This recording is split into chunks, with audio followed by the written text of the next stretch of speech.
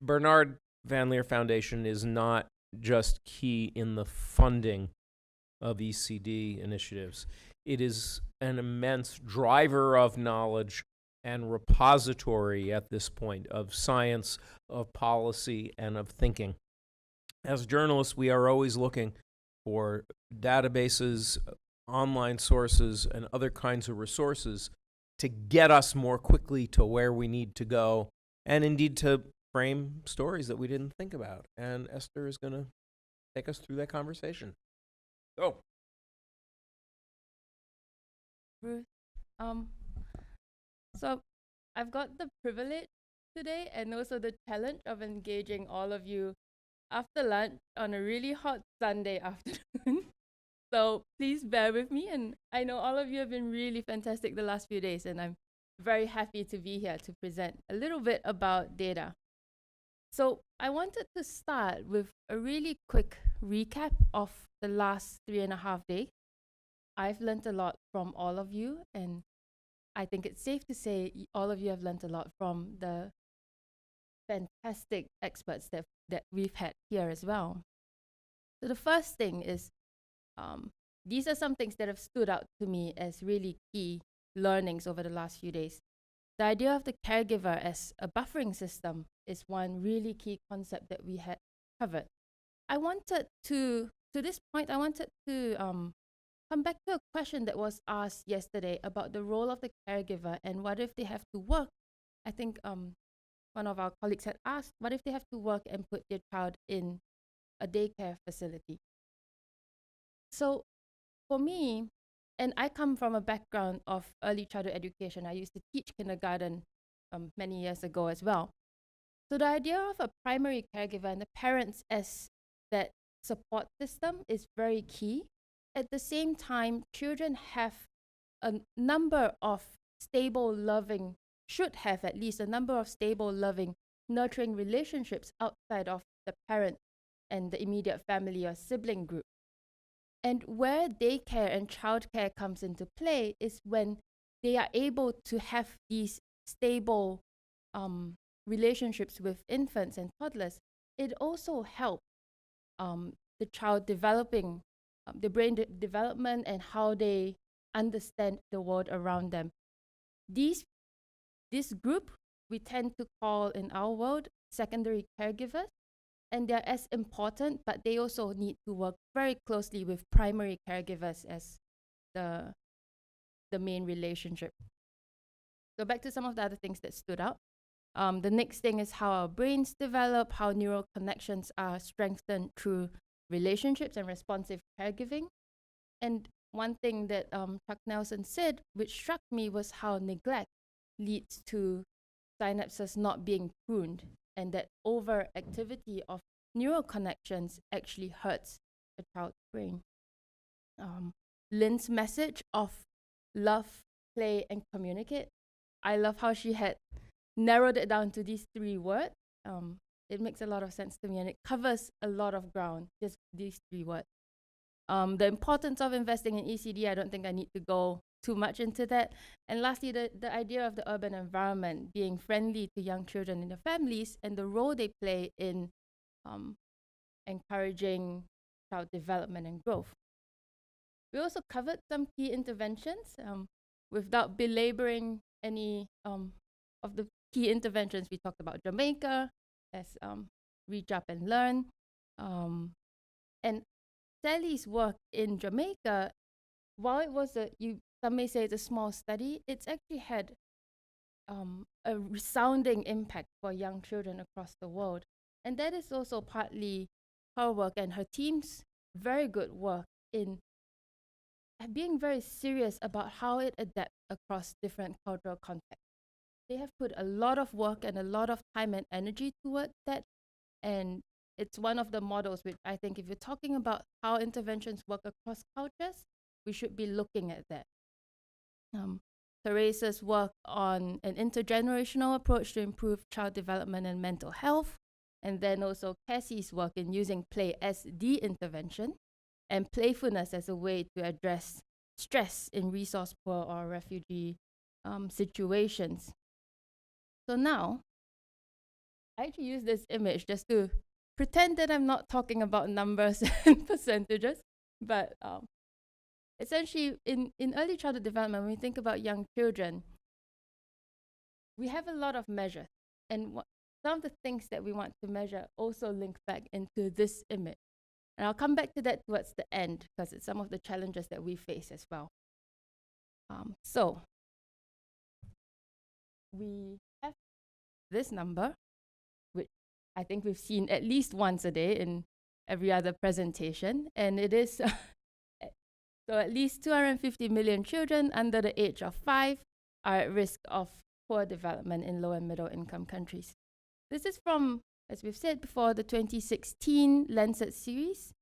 And so the question then is, where did we get this number? What does it stand for? Who calculated this, and why is this the figure that everybody has said the last few days?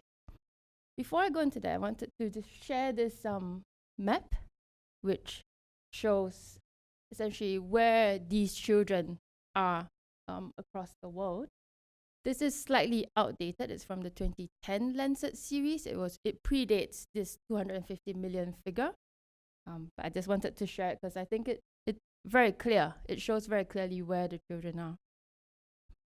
So this number of 250 million actually comes from a calculation related to stunting and extreme poverty. The question is then, why stunting and why extreme poverty? Firstly, we talk about stunting. As you know, it is defined as 2 standard deviations below the median. And poverty is measured by the percentage of people who live with less than $1 per day. So poverty as a concept is related to inadequate food and poor sanitation and hygiene.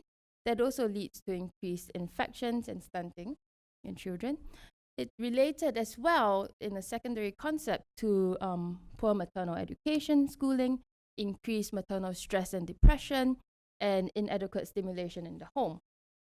The reason, though, why we use these two figures in this calculation, it's because there is an existence of reliable data for these two indicators. It's also data that's available across a large number of countries. I think almost every country has this data. And it represents multiple biological and psychosocial risks. Sorry, I tripped over my own words there. However, in the last 3 days, we've also talked a lot about maternal schooling or the lack thereof, child maltreatment, breastfeeding, stimulation. All of these factors play a part in a child's development. So why aren't we looking at these in this calculation? In fact, out of all of these, the top 2, maternal schooling and child maltreatment, are the 2 biggest factors to look at as well. So there has been a study in 2010 with 15 countries where they looked at the available data for the top 2 indicators there, together with stunting and extreme poverty. And what they found was in these 15 countries, the risk of children being in poor development, children having poor development, increased from 63% in those countries to 75% once you take the additional 2 indicators into consideration. However, the main thing we struggle with is that there isn't validated and reliable data for the top 2 or any of these indicators to add to this calculation. So actually, 250 million children being at risk, it's extremely conservative, I would say.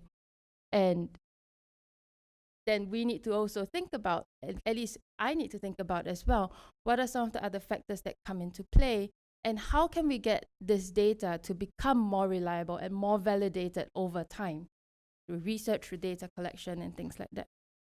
And this links me into the next part, which is on some of the key databases that we look at in our work.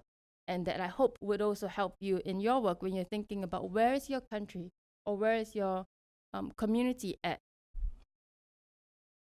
The first one is the UNICEF Mixed Multiple Indicator Cluster Surveys. It's currently in its 6th iteration, and how the data is collected, it's that it's collected by the government together with a mixed team through household surveys.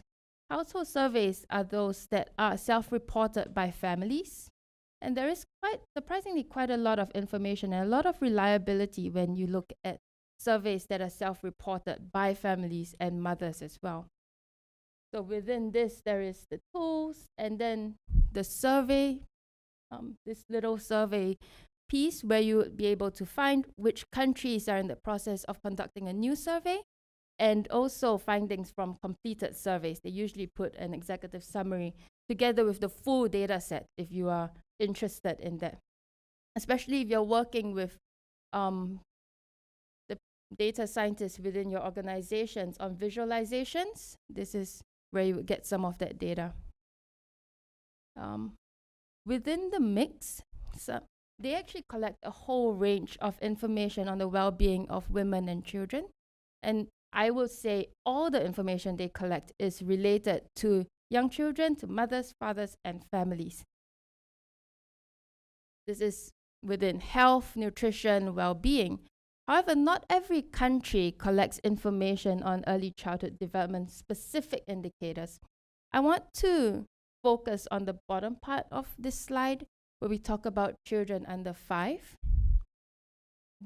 These 4 indicators are included in, I think, since the 5th iteration of the mixed survey. I'm not sure how much you know about the mixed surveys, but countries essentially choose which parts of the survey they want to include in their national survey. So they don't have to do the whole thing. And not every country chooses to look at what is being done within the family or what is the data collected specifically for children under 5. In fact, I think it's right now it's a really small number of countries, between 10 to 20 countries that have done this part on information on children under 5. Why is this important to us, and why have we as a field advocated to have this indicators being collected in every country? It links into the importance of the home environment. We've talked about it a lot in the last few days. And really, we don't have global data looking into the home environment. So for example, the number of picture books, number of playthings or toys link into what the child is exposed to. What can they, playing with toys, even if it's by themselves alone, has impacts how their brain develops it and how they would try to grasp things, for example, which links into physical motor development, or how they may try to catch a ball or throw it, and that links into cause and effect. You know, what happens when I try to push this block? Or what happens when I try to roll that car? And also, when you think about caregiver engagement, that is specific to serve and return and to stimulation. When a caregiver is being very intentional about talking to their child or playing or singing, and it's also, for many cultures, links into the way culture and history is being passed down through stories, through songs, and through images, drawings together. The last one is on child development indicators. This one, I think, in almost every education setting, you see it. However, to have a parent self-report about where they think their child is at, it's also really important. One, because we get to know on a country level where they are at. 2, by having this in the survey, it actually also triggers what a parent would start to think about with their children after they've done the survey. If they realize that they're taking no on a lot of the things, they may say, oh, hang on, I need to think about this a bit more. If this is important information that the government's trying to collect, where do I sit with this? I wonder what other people are doing if their child's not sitting up yet, or their child's not trying to grab their feet, for example. The next one is the USAID demographic and health surveys. This one is funded by USAID, and it collects data in over 90 countries, and it enables them to start to think about the policy and program decision-making process. It's updated every 5 years, and it includes data on health, nutrition, household characteristics, and poverty and wealth type data. And that's where you can get the quick stats for each country that they collect data for.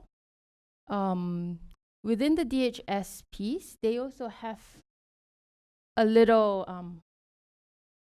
stats compiler thing where you could use that to narrow down to specific indicators in a region or to specific indicators just within your country.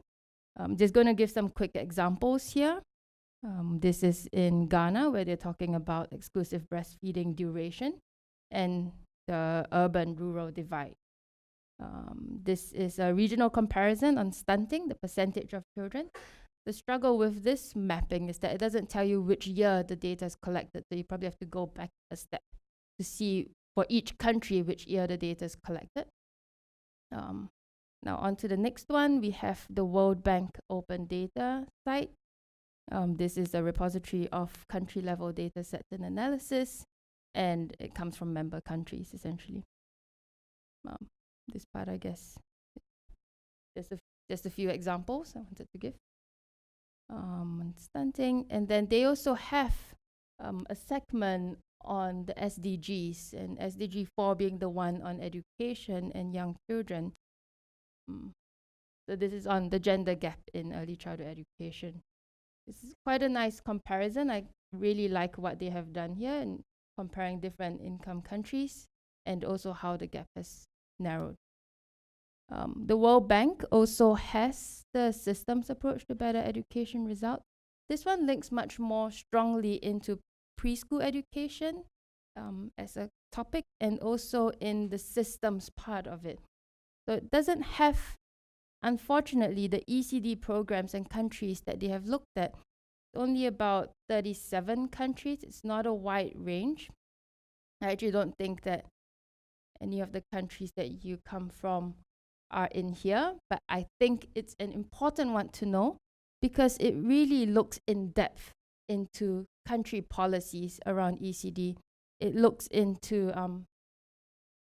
whether they have an enabling environment around the legal framework.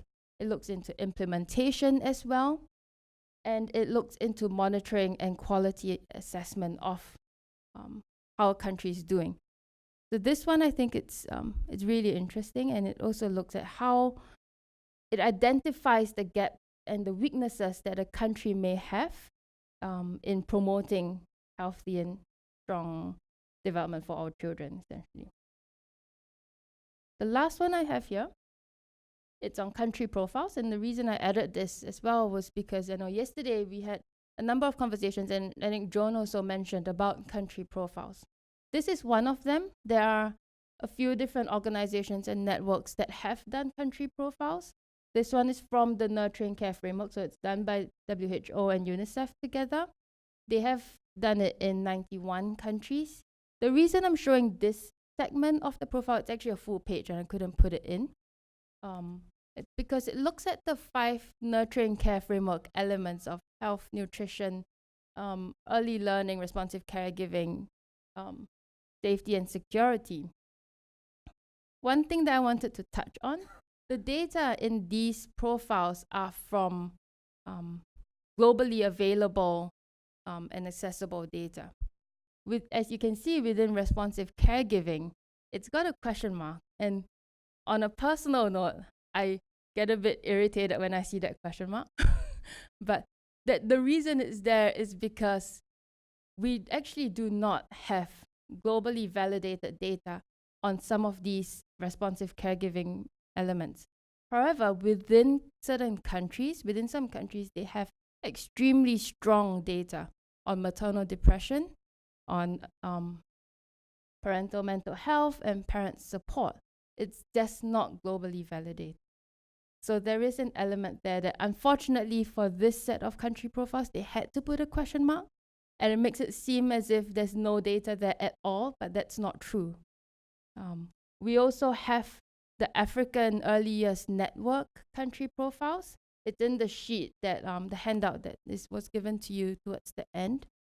And the Asia Pacific Regional Network also has a really good set of country profiles. In fact, I will say for the RNEC one, the Asia Pacific Regional Network, they have not only put together the data, but also given an expert analysis on what are some of the strengths and weaknesses in the country policies, and what are some of the opportunities and needs that we as the ECD community should start to focus on within country.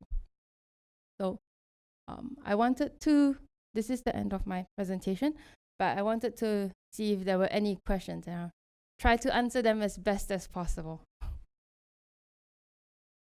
I really have issues with some of these surveys, posted by World Bank, UNICEF, and all that, because they did not collect the data directly. They work with government and local people to collect these data. Early this year, I fact-checked one of those data, and I found numerous errors, common mistakes in the data.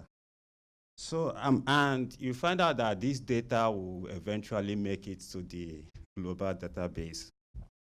And since then, I usually have issues when I see this data.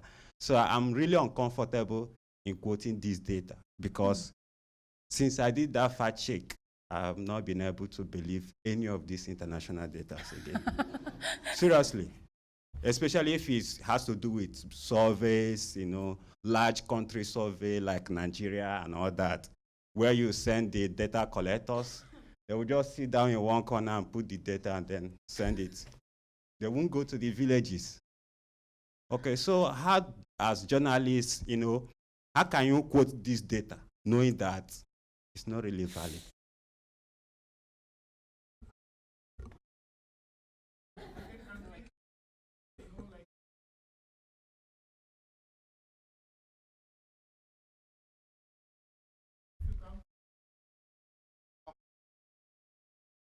I will lie to you to most of your questions, because there is a tendency that if I tell you the truth, you ask me that, do you have a fridge? I will say no. Do you have a AC? I said no. Because generally people's tendency is that if this surveyor who has come, he is going to give something good, so it's better to play it down.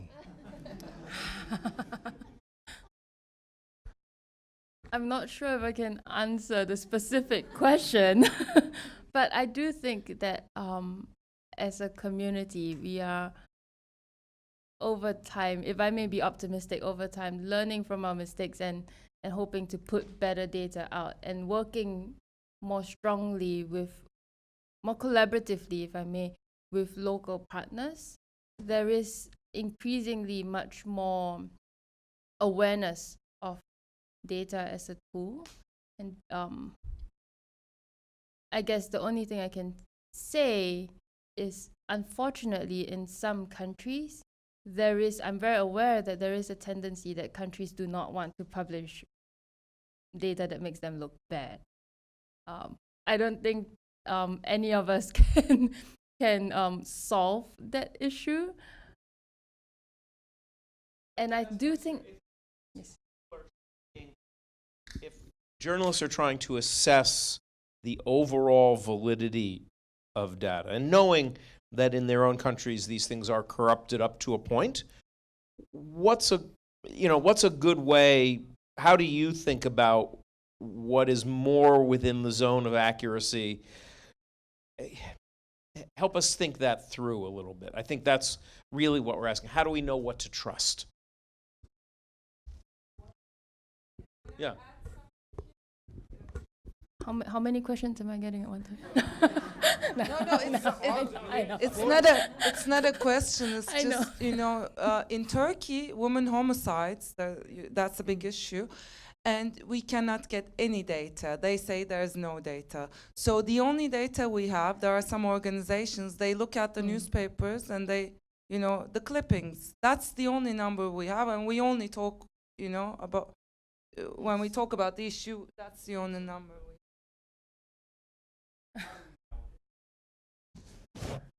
If I may, from my perspective, the data that is out there from UNICEF and from WHO are, to me, relatively solid data to use. But I do think that there is a space for looking at data, and that's only one side of the story. I don't think that tells the full story. Even as a researcher, you never just take the number as fact. In research, you question that number as well, and you should, as well as journalists, rightly question that number, especially if you are seeing within specific communities disparities that can't be explained by looking at the data.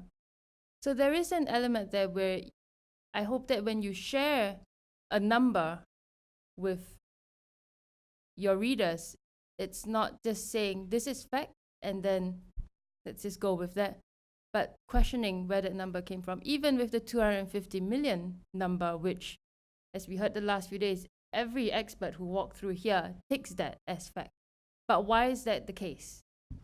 Why do we as a community say this is the number, this is the magnitude of the issue? Realistically, we could give you a much higher number, but it wouldn't be as reliable. So there is that element there as well. Yeah. Thank you.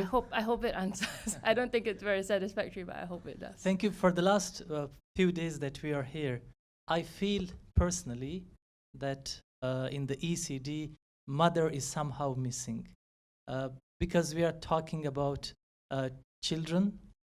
We talk about their health, their education, friendly atmosphere, breastfeeding, but we have neglected the mother, because a healthy mother can give birth to a healthy child. Yes. If mother is malnourished, how will she breastfeed her children? If the mother is uneducated, how will she educate? How will she teach her children? So is in the ECD, are the donors, are the global witnesses, whoever they are, have they paid some attention in the ECD to mother? I will say that we actually have very good amount of data and research into the mother. There are certain areas that I think we are very weak in, but I think for things that are related to health, nutrition, and even if we look at schooling, maternal schooling, when do women stop going to school, when do they drop out? We have those figures. It may not be within the data set related to ECD. It would be within the data set related to secondary education or primary education, where you look at dropout rates of women, and then you look into adolescent health, which then leads into these are the people who then go on to be mothers. So there is that information. You sometimes have to piece that story together. The thing that is missing, or we're very weak in, is data related to interaction, maternal interactions. That's something that I wish we are stronger at, and I really want to start looking into that. In fact, that we are getting more and more data in that area, where you look at caregiver interactions, where you look at what does the home environment look like, and how are mothers interacting with their infants or with their spouses as well, which impacts the home environment. Yeah. I also just wanted to mention, maybe not from a statistical standpoint, but in the United States now we're using the term 2 generation for a lot of the programs that are being developed, so that you wouldn't create a child-specific program anymore and expect to get funded by your state or federal government. You would create something that is addressing the development of the parent to a higher level of work or education at the same time as you provide services that the child needs. So I actually like it to say third gen in a way, because we know so many generations are involved now with people living longer too. But 2-generation, you can search that. There's one particular place, the Aspen Institute and the Ascend program there, ASCEND. They are the experts in getting this concept out. And just to mention, also anecdotally, I was talking to a pediatrician the other day who handles for Colorado the refugee response, a lot of the screening and the checkups for refugees. And she said, whether pediatricians want to or not, we now have to think about the parents. You know, we're trained to just look at the child, and now we're asking questions about the mother's health. So I think you're a little ahead of it, but it's coming, that coupling.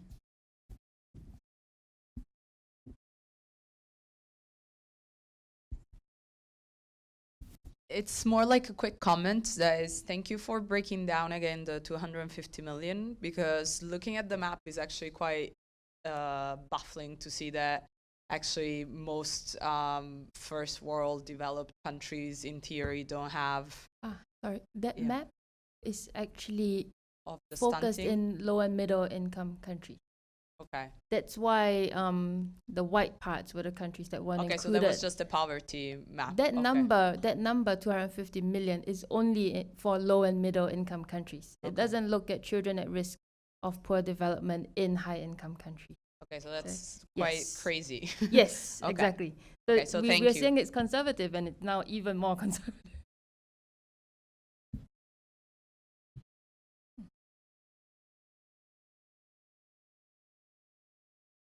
Can you talk a little bit about the development of that metric? So if we're going to start looking at caregiver interactions, like what does that actually, how is that measured? Like how many times you look at your baby or talk to your baby, and how reliable is it? Yes. Thank so, part of caregiver interactions is to ask the parent when they're doing the household survey how many times in the past week that they've had these interactions with their child, and sometimes, and another question related to that is also, had any other member of the family outside of the parent done that sort of interaction? So it may be siblings as well, as we know they play a big part, or grandparents. In general, it's actually quite reliable, I will say, because it's not a judgment. It's not a judgment of, are you doing a good job or a bad job? It's not like we're trying to say, if you interact with your child less than 5 times a week, you are a bad parent. The way the question is asked is not that way. And what we have found, the reason it's been even included in the mix, is because it's been found to be very reliable. Parents actually do report that quite well. Like if you ask me that question, I mean, aside from the fact that I'm here and the answer is 0, which is not good, I recognize, but I wouldn't know how to answer. Like, how many interactions have I had with my child? What does that mean? Like, Well, essentially, does the- feeding them the count, or does putting them to bed count, or does that mean holding them, or it feels very squishy. I agree, and that is also why it's only now starting to come into data collection, because it has in the past felt very squishy. What we mean, the specific question is, how many times in the past week have you talked, played, or sing with your child? Yes. Yeah. Yeah, I mean, for most of us, when you are, well, I guess you can say well-educated, aware parents, these numbers are going to be more than 10, right? Or more than 20, however the chart goes. But for some families, it really is a much lower number. So there is a difference there. Just on Jenny's question, I just wanted to ask you, does it matter, because I'm so interested in this caregiving data as well, or the interactions, does it matter what kind of interaction it is? So, for instance, I don't want to play in the sandpit, but I do read every night. I mean, does it have to be like a variety, or? Not for household surveys.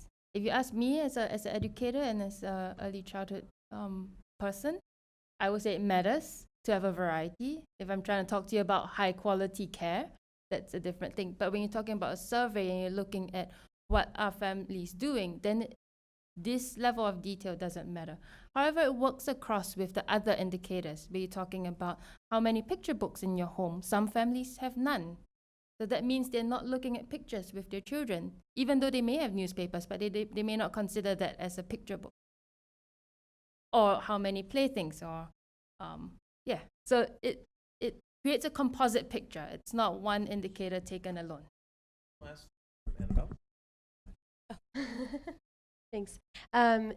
This might be bouncing off of Beth's question actually, but more so than even variety, how do you account for quality in terms of, for example, I can say, oh, I played with my child twice this week, but somebody before brought up the dangers of distracted parenting, right? You could be playing with your child, but also be on your phone, and the quality of that interaction isn't actually giving your child the benefits that it might in other situations. And so how, sometimes a number is just a number, and it doesn't actually have the impact we think it does. How do you account for that? So I think your question links a bit outside of the data aspect, because for one, as we've said before, the data of it, the collection of it to give us an average look into all families in the country across rural-urban divide, perhaps, or across different wealth, household income levels. That's to give a composite image and a average look into these families. However, if you want to talk about quality of relationships, they do matter a lot. And when you talk about parenting programs and you go into the specifics of how do you educate a parent, or how do you build up their knowledge of interaction with young children, that's a bit different, because then you talk about, in the Turkey program where we're doing home visit, we talk about breastfeeding with a child. But one of the key things that the home visitor tells the parent is, look into your child's eyes. And it sounds really simple, but for some parents, they've never heard that before. And just by looking into their child's eyes, strengthens and deepens that bond. So some of these small things have very large impact. Of course, on top of that, after you talk about breastfeeding, after you talk about eye contact, then you go into how do you play with a child. And for some cultures, that's important, to learn how to play with a child. How do you play with your own child, and how do you feed off their signals and think, what should I do now? Is this game too easy for them? Is it too difficult? Are they getting frustrated? How do you look at those signs of it? Leads into quality interactions. But I would say that that's not information you would collect in a national survey like this. Okay. Thank you, Esther. I have a couple of thoughts. First of all, take this sheet and play around in some of these databases. Really just poke around in them and see if there's data about your own country or neighboring countries that catches your eye, that gives you ideas. And here, for example, the investigative reporter in me says, boy, it would be cool to look into some of this data to assess my own country or state's ECD needs, and then compare that data with data from a national budget to see, is the budget pertinent to the needs as available in the data. There's data reporting stuff that you can creatively pioneer. This has not been a priority in database reporting before, and I think there's an opportunity to do some very exciting work. But it begins with getting familiar with the data that exists, what data doesn't exist, and then comparing it to other sources of information. The ECD Panama Papers, the Panama Papers of the ECD movement has yet to be done.